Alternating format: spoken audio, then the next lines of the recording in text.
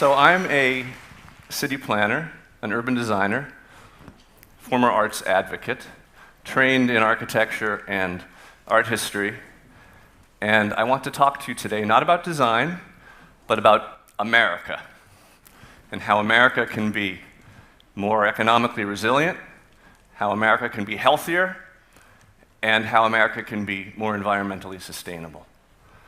And I realize this is a global forum, but I think I need to talk about America because there is a history, in some places, not all, of American ideas being appropriated, being emulated, for better or for worse, around the world.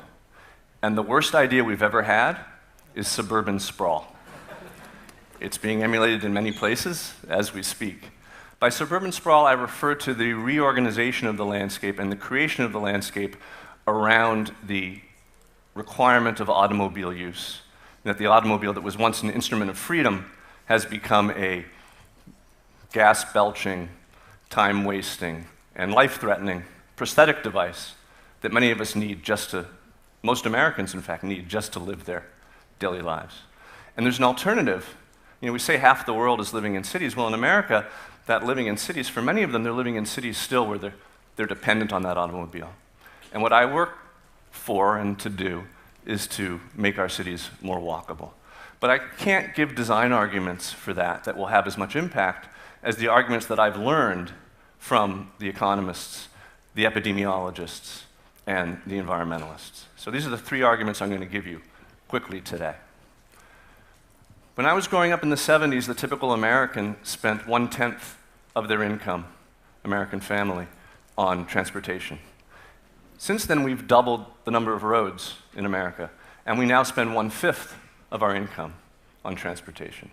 Working families, which are defined as earning between $20,000 and $50,000 a year in America, are spending more now on transportation than on housing, slightly more, because of this phenomenon called drive till you qualify, finding homes further and further and further from the city centers and from their jobs, so that they're locked in this 2, 3 hours, 4 hours a day of commuting. And these are the neighborhoods, for example, in the Central Valley of California that weren't hurt when the housing bubble burst and when the price of gas went up. They were decimated. And in fact, these are many of the half-vacant communities that you see today. Imagine putting everything you have into your mortgage, it goes underwater, and you have to pay twice as much for all the driving that you're doing. So we know what it's done to our society and all the extra work we have to do to support our cars. What happens when a city decides it's going to set other priorities? And probably the best example we have here in America is Portland, Oregon. Portland made a bunch of decisions in the 1970s that began to distinguish it from almost every other American city. While most other cities were growing an undifferentiated spare tire of sprawl, they instituted an urban growth boundary. While most cities were reaming out their roads, removing parallel parking and trees in order to flow more traffic, they instituted a skinny streets program. And while most cities were investing in more roads and more highways, they actually invested in bicycling and in walking. And they spent $60 million on bike facilities, which seems like a lot of money, but it was spent over about 30 years, so $2 million a year. Not that much, and half the price of the one cloverleaf that they decided to rebuild in that city. These changes and others like them changed the way that Portlanders live, and their vehicle miles traveled per day, the amount that each person drives, actually peaked in 1996, has been dropping ever since, and they now drive 20% less than the rest of the country. The typical Portland citizen drives 4 miles less and 11 minutes less per day than they did before. The economist Joe Courtwright did the math, and he found out that those 4 miles plus those 11 minutes adds up to fully 3.5% of all income earned in the region.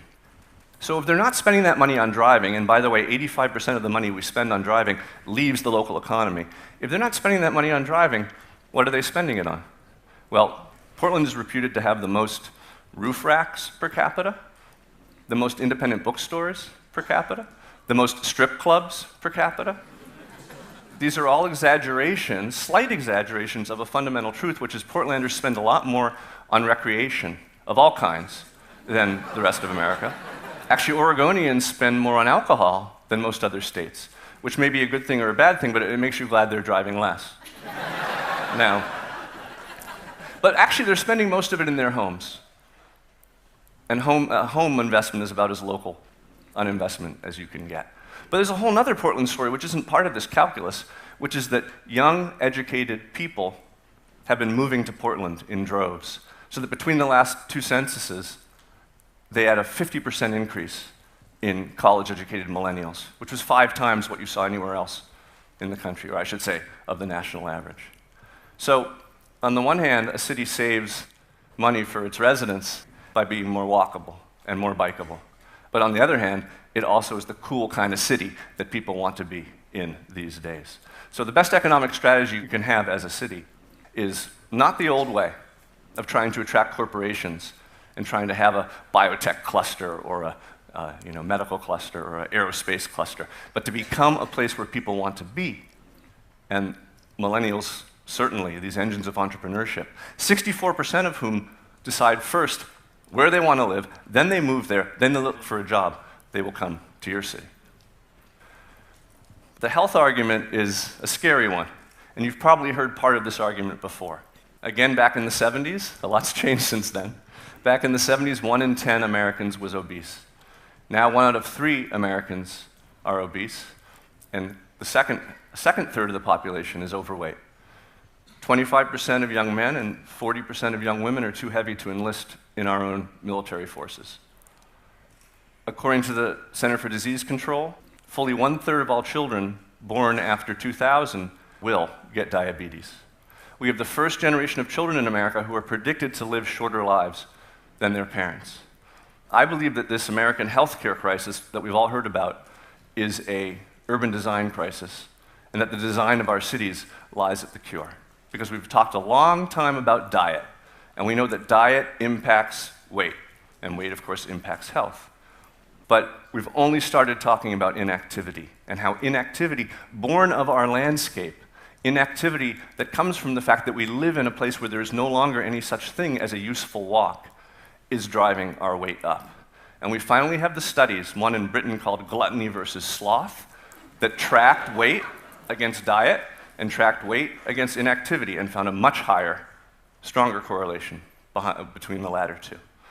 Dr. James Levine, in this case the aptly named Mayo Clinic, put his test subjects in electronic underwear, held their diet steady, and then started pumping the calories in. Some people gained weight, some people didn't gain weight, expecting some metabolic or DNA factor at work. They were shocked to learn that the only difference between the subjects that they could figure out was the amount they were moving. And that, in fact, those who gained weight were sitting on average 2 hours more per day than those who didn't. So we have these studies that tie weight to inactivity, but even more, we now have studies that tie weight to where you live. Do you live in a more walkable city, or do you live in a less walkable city, or where in your city do you live? In San Diego, they used WalkScore. WalkScore rates every address in America and soon the world in terms of how walkable it is.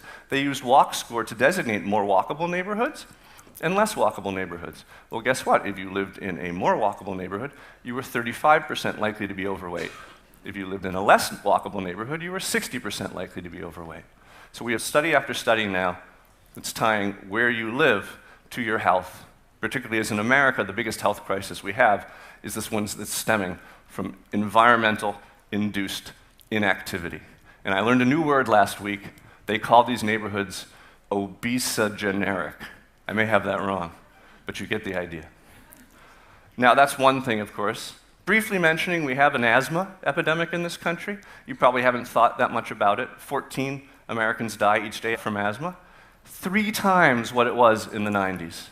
And it's almost all coming from car exhaust. You know, American pollution does not come from factories anymore, it comes from tailpipes. And the amount that people are driving in your city, your urban VMT is a good prediction of the asthma problems in your city. And then finally, in terms of driving, there's the issue of the single largest killer of healthy adults, and one of the largest killers of all people, is car crashes. And we take car crashes for granted. We figure it's a natural risk of being on the road. But in fact, here in America, 12 people out of every 100,000 die every year from car crashes. we're pretty safe here. Well, guess what? In England, it's 7 per 100,000. In Japan, it's 4 per 100,000. Do you know where it's 3 per 100,000?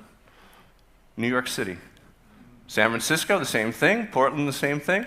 Oh, so cities make us safer because we're driving less. Tulsa, 14 per 100,000. Orlando, 20 per 100,000. It's not whether you're in the city or not. It's how is your city designed? Was it designed around cars or around people? Because if your city is designed around cars, it's really good at smashing them into each other. That's part of a much larger health argument. Finally, the environmental argument is fascinating because the environmentalists turned on a dime about 10 years ago. The environmental movement in America has historically been an anti-city movement, from Jefferson on. Cities are pestilential to the health, to the liberties, to the morals of man. If we continue to pile upon ourselves in cities as they do in Europe, we shall become as corrupt as they are in Europe and take to eating one another as they do there. He apparently had a sense of humor. And then the American environmental movement has been a classically Arcadian movement. To become more environmental, we move into the country, we commune with nature, we build suburbs. But of course, we've seen what that does. The carbon mapping of America, where is the CO2 being emitted, for many years only hammered this argument in more strongly. If you look at any carbon map, because we map it per square mile, any carbon map of the US, it looks like a night sky satellite photo of the US. Hottest in the cities, cooler in the suburbs, dark, peaceful in the countryside. Until some economists said, is that the right way to measure CO2? There are only so many people in this country at any given time, and we can choose to live where perhaps we'd have a lighter impact. And they said, let's measure CO2 per household. And when they did that, the maps just flipped. Coolest in the center city, warmer in the suburbs, and red hot in these ex-urban drive-to-qualify neighborhoods. So a fundamental shift, and now you have environmentalists and economists like Ed Glazer saying, we are a destructive species. If you love nature, the best thing you can do is stay the heck away from it, move to a city, and the denser the better. And the more denser cities, like Manhattan, are the cities that perform the best. So the average Manhattanite is consuming gasoline at the rate the rest of the nation hasn't seen since the 20s, consuming a half of the electricity of Dallas. But of course, we can do better. Canadian cities, they consume half the gasoline of American cities. European cities consume half as much again. So obviously we can do better, and we want to do better, and we're all trying to be green. My final argument in this topic is that I think we're trying to be green the wrong way. And I'm one of many people who believes that this focus on gadgets, on accessorizing, what can I add to my house? What can I add to what I've already got to make my lifestyle more sustainable? Has kind of dominated the discussion. So I'm not immune to this. My wife and I built a new house on an abandoned lot in Washington, D.C., and we did our best to clear the shelves of the sustainability store. We got the solar photovoltaic system, solar hot water heater, dual flush toilets, bamboo floors. A log burning in my German high-tech stove apparently, supposedly, contributes less carbon to the atmosphere than were it left alone to decompose in the forest. Yet all of these innovations, that's what they said in the brochure. All of these innovations together contribute a fraction of what we contribute by living in a walkable neighborhood 3 blocks from Metro in the heart of a city. We've changed all our light bulbs to energy savers, and you should do the same thing. But changing all your light bulbs to energy savers saves as much energy in a year as moving to a walkable city does in a week.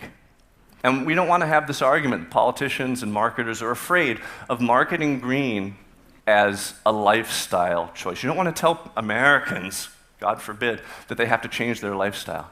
But what if lifestyle was really about quality of life and about perhaps something that we would all enjoy more, something that would be better than what we have right now? Well, the gold standard of quality of life rankings, it's called the Mercer Survey. You may have heard of it.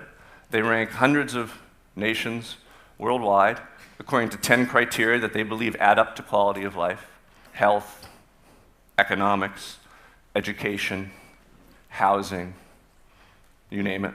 There's 6 more. Short talk.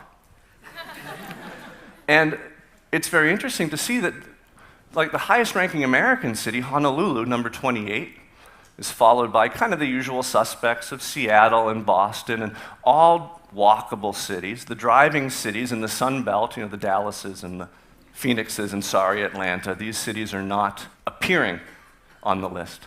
But who's doing even better? The Canadian cities like Vancouver, where again they're burning half the fuel. And then it's usually won by cities where they speak German, like Dusseldorf or Vienna, where they're burning, again, half as much fuel. And you see this alignment, this strange alignment. Is being more sustainable what gives you a higher quality of life? I would argue the same thing that makes you more sustainable is what gives you a higher quality of life, and that's living in a walkable neighborhood.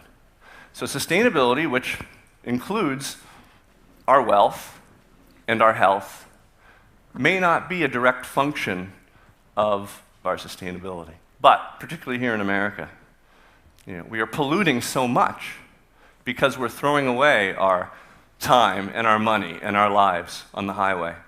Then these two problems would seem to share the same solution, which is to make our cities more walkable. Doing so isn't easy, but it can be done, it has been done, and it's being done now in more than a few cities around the globe and in our country. I take some solace from Winston Churchill, who put it this way: the Americans can be counted on to do the right thing once they've exhausted the alternatives. Thank you.